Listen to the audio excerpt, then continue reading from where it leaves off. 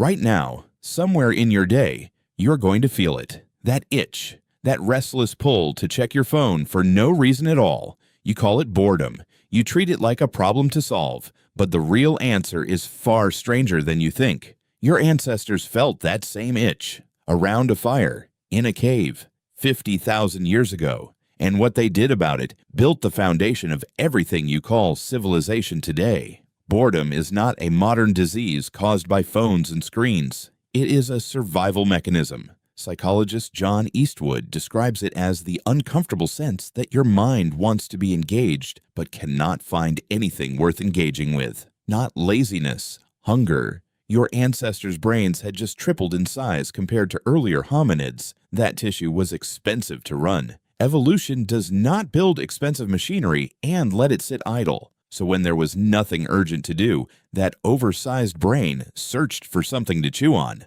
Archaeologists have found some of the oldest art in human history was made during moments of nothing. Ochre engravings at Blombos Cave in South Africa, roughly 70,000 years old, show deliberate geometric patterns with no practical use at all. Archaeologist Christopher Henshelwood has argued this kind of mark-making reflects a mind reaching for meaning beyond survival. It looks a lot like doodling. That restlessness built language too.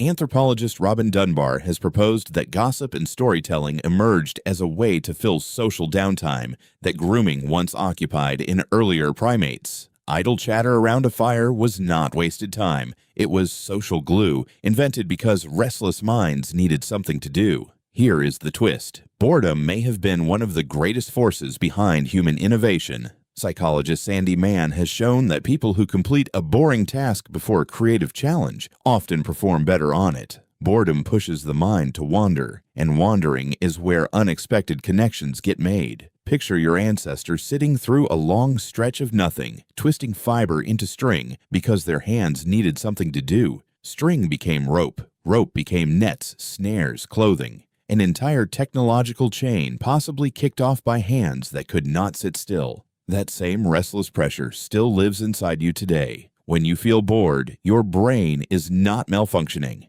It wants use.